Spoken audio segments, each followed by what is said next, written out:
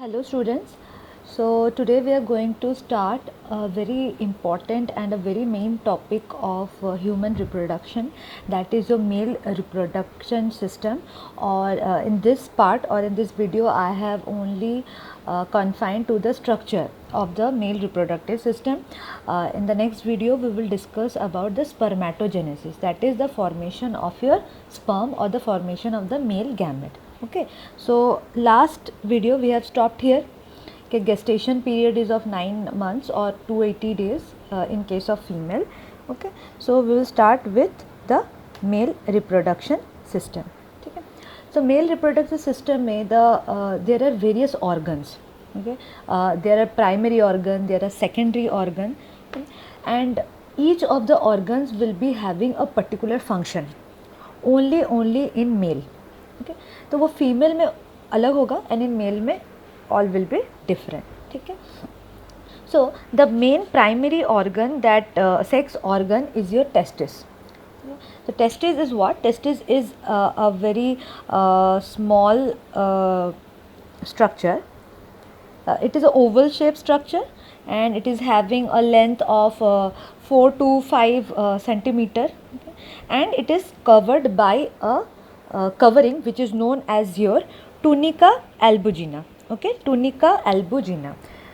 तो जब मैं स्पर्मेटोजेनेसिस तुमको पढ़ाऊंगी, when will go to the structure then I will show you कि टूनिका एल्बुजिना क्या होता है. But for now you remember it is a covering of the testis.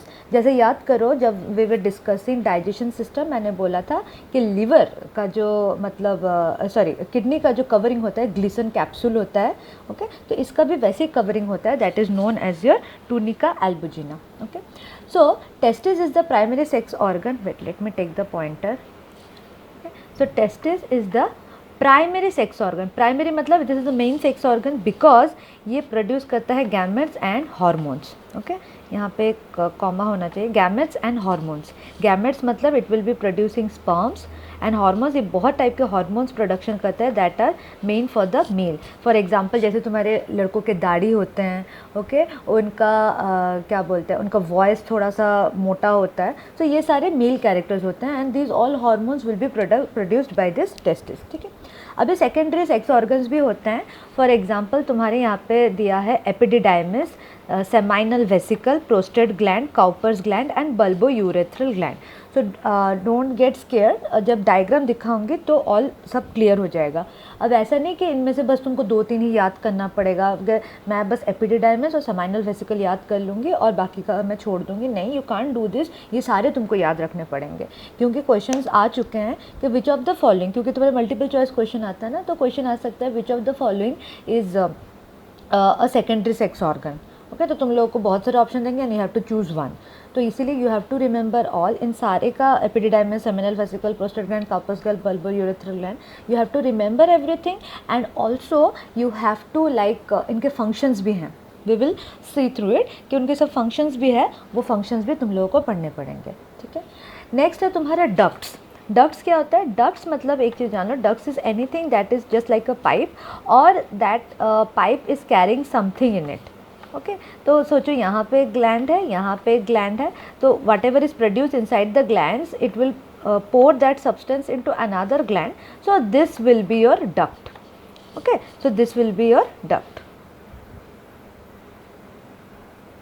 Sorry, वो स्क्रीन वैसा था, मैंने मतलब नीचे रखा था स्क्रीन. ये वाला डायग्राम मैंने बनाया था. ओके, सो ये एक ऑर्गन है, ये वाला एक ऑर्गन है and this is another organ. ठीक है. तो whatever is produced in this organ that will be transferred to this other organ. तो ये जो जहाँ पे ट्रांसफ़र हो रहा है, so this one is known as your duct. Anything जो भी लेके जा रहा है उसको डक्ट समझ लो. ठीक है. तो we have 2 types of duct or 2 ducts in the male reproductive system, that is a vas deferens and urogenital duct. What is urogenital duct is? Urogenital duct is मतलब जहाँ से तुम्हारा यूरिन भी पास होता है as well as sperm. Sperm मतलब जो मेल गैमेट है वो भी पास होगा, इसीलिए इसको बोला जाता है यूरोजेनाइटल ट्रैक और duct. And the external genital is your penis. ठीक है.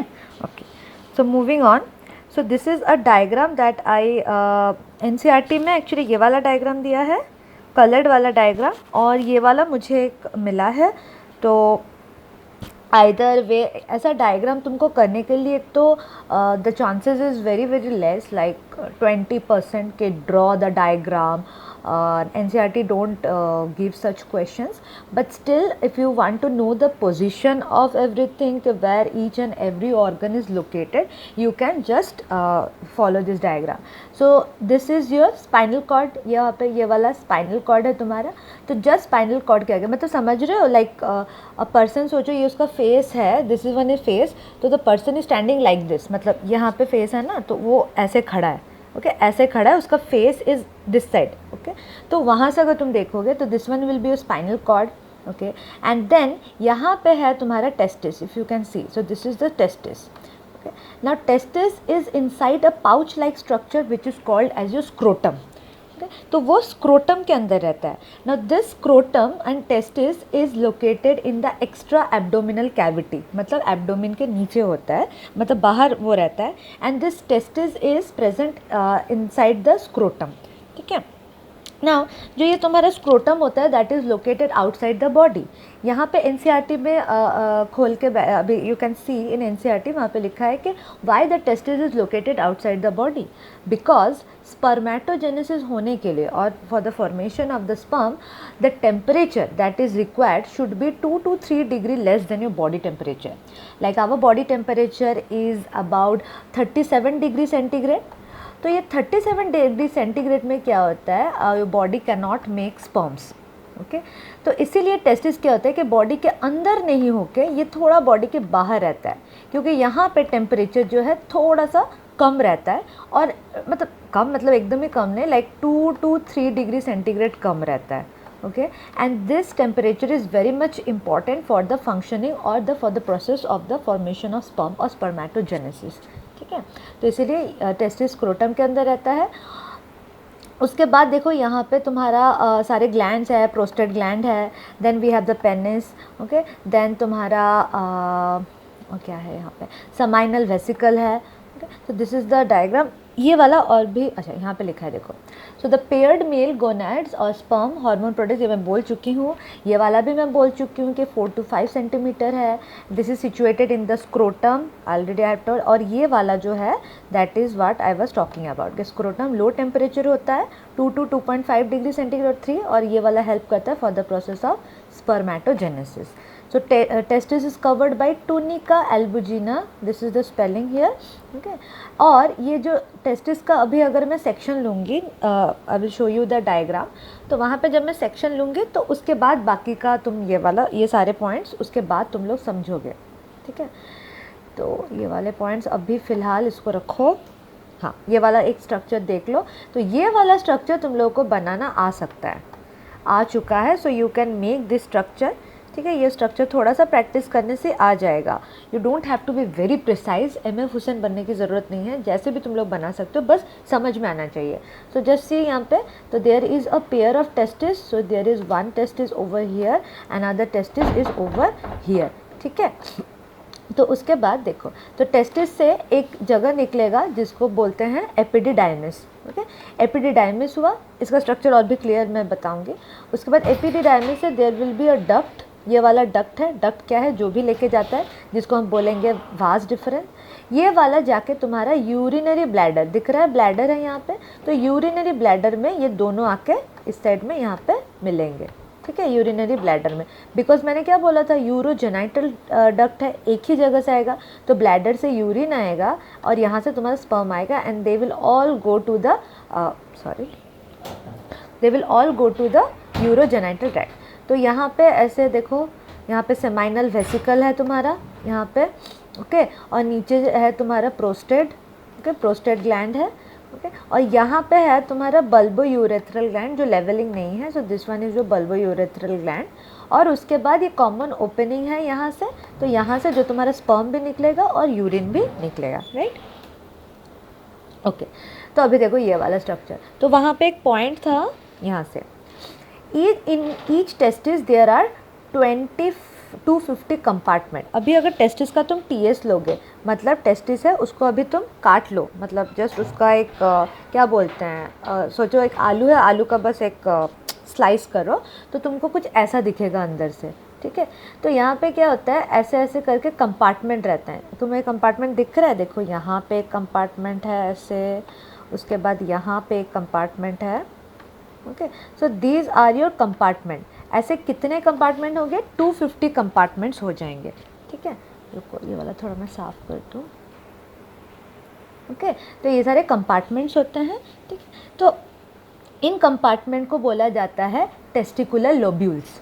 ठीक है, नाम इजी है, लोब्यूल्स मतलब कोई भी ऐसे छोटे छोटे चीज़, तो टेस्टिकुलर के लोब्यूल्स होते हैं। ठीक है, so these are known as your testicular lobule. Now each lobule contains 1 to 3 structural and functional unit, that is your seminiferous tubule. तो इस लोब्यूल, सोचो यहाँ पे मैंने एक डायग्राम पहले से बना के रखा है, तुम लोग देखो, रुको मैं पॉइंटर कर देती हूँ। हाँ, तो ये वाला ऐसे एक एक तुम्हारा क्या है, ये तुम्हारा एक कंपार्टमेंट है और एक ये वाला एक कंपार्टमेंट है, राइट। ये दो कंपार्टमेंट को ही लेके मैंने बनाया है। तो यहाँ पे 250 ऐसे कंपार्टमेंट होते हैं। ठीक है, तो अभी इनके अंदर क्या होता है, ऐसे पतले पतले पाइप जैसे स्ट्रक्चर्स होते हैं, ऐसे पाइप जैसे ऐसे स्ट्रक्चर्स होते हैं। ठीक है, इन पाइप जैसे स्ट्रक्चर को बोला जाता है seminiferous tubules. Very very important part. और यही सेमिनिफेरस ट्यूब्यूल्स तुम्हारे स्पर्म प्रोडक्शन करते हैं। तो अगर तुम लोगों का क्वेश्चन आए कि विच of the following produces sperm, पहले ढूंढोगे टेस्टिस है या नहीं। अगर टेस्टिस ऑप्शन में नहीं रहा तो सेकंड होगा तुम्हारा सेमिनिफेरस ट्यूब्यूल। ठीक है, सेमिनिफेरस ट्यूब्यूल। तो वहीं पे तुम्हारा मेन ये जगह होता है तुम्हारा क्या बोलते हैं, स्पर्म प्रोडक्शन का। ठीक है, अभी ये जो सेमिनिफेरस ट्यूबल्स है ना, ये ऐसे दो कंपार्टमेंट में आ गए। तो यहाँ पे भी इस कंपार्टमेंट में होगा, यहाँ पे होगा, यहाँ पे होगा, तो हर जगह पे 2 से 3 तुम्हारा सेमिनिफेरस ट्यूबल होगा। ये सारे सेमिनिफेरस ट्यूबल निकल के यहाँ पे इकट्ठा होते हैं, ये जो जगह पे यहाँ पे इकट्ठा होते हैं, जिसको बोला जाता है रेटे टेस्टिस।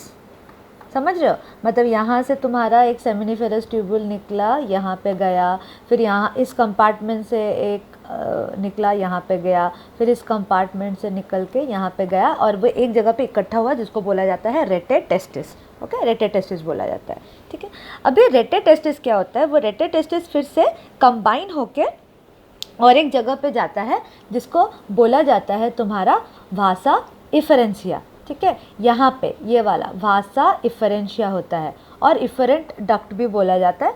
तो रेटे टेस्टिस से यहाँ पे वासा इफरेंशिया में गया। उसके बाद वासा इफरेंशिया बहुत सारा जुड़ के, यहाँ पे देखो बहुत सारा जुड़ के एक जगह पे गया, जिसको बोलेंगे एपिडिडाइमिस। ये पूरा बहुत गंदा हो गया, रुको साफ करती हूँ।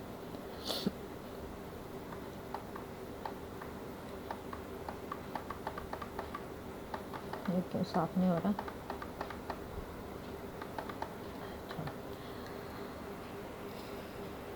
ओके, तो यहाँ से तुम्हारा ये वाला है तुम्हारा एपिडिडाइमिस। यहाँ से जो ये वाला स्ट्रक्चर देख रहे हो, सो दिस इज एपिडिडाइमिस।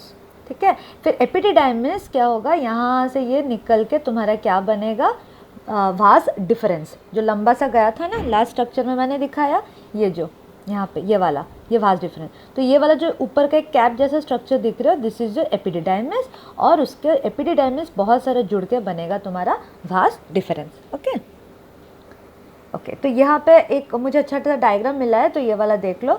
तो पहले है तुम्हारा सेमिनिफेरस ट्यूबल, सेमिनिफेरस जुड़ के तुम्हारा बनाएगा रेटे टेस्टिस, और यहाँ पे ये लोग वासा इफरेंशिया और रेटे टेस्टिस को एक ही मतलब बोले, लाइक वासा इफरेंशिया थ्रू रेटे टेस्टिस, मतलब सेमिनिफेरस ट्यूबल यहाँ पे है, उसके बाद ये जाएगा रेटे टेस्टिस में, रेटे टेस्टिस फिर जाएगा वासा इफरेंशिया में, just follow the arrow, yellow वाला एरो। ठीक है, फिर रेटे टेस्टिस वासा इफरेंशिया जाएगा एपिडिडाइमिस, ये वाला रेड वाला एरो, एंड देन एपिडिडाइमिस से जाएगा तुम्हारा वास डिफरेंस। तो ये वाला तुम लोगों को याद रखना है, क्योंकि कभी कभी इसको जंबल करके देते हैं, and you have to like इसको सही सही से बिठाना पड़ता है तुम लोगों को। ठीक है, तो ये जंबल होके देंगे एंड यू हैव टू उसको करेक्ट करके लिखना है। तो ये 2 मार्क का क्वेश्चन भी आ सकता है, तो इसका sequence you have to remember. तो ये वाला तुमको अच्छे से याद रखना है। ओके, सो यहाँ पे ही मैं स्टॉप करूँगी, इससे ज़्यादा मैं नहीं जाऊँगी। नेक्स्ट जो तुम्हारा एक्सेसरी ग्लैंड है उसका मैं डिस्कस करूँगी, क्योंकि यहाँ पे मैंने इसको बहुत छोटा रखा है बिकॉज यहाँ पे देयर आर वेरियस टर्म्स जो तुम लोगों को थोड़ा सा दिक्कत होगा। सो आई वांट यू कि तुम लोग इनका जो डायग्राम है वो प्रैक्टिस करो and show me the diagram, खुद से बनाओ। मैं वीडियो देखो एंड उसको पॉज करके मेक इट ज़्यादा अच्छे से भी बनाने नहीं, जैसे तुम लोग समझ पाओगे, और you can follow any book और नोट्स, और डायग्राम प्रैक्टिस करके जितने सारे नाम्स है उसको अच्छे से याद करो, ठीक है। क्योंकि अभी अगर मैं इसी वीडियो में डाल देती तुम्हारा एसेसरी ग्लैंड्स और जो सेकेंडरी सेक्स ऑर्गन्स अगर मैं डाल देती तो तुम लोग बहुत कंफ्यूज हो जाते हैं। So I thought of keeping it here. तो नेक्स्ट वीडियो में वी विल डिस्कस अबाउट इसके और एक स्ट्रक्चर है, दैट इज़ जो लीडिंग सेल और क्या हार्मोन प्रोडक्शन करते हैं, और we will discuss about the secondary structures and उसके कुछ functions we will discuss. Okay, so that's all for today. Thank you.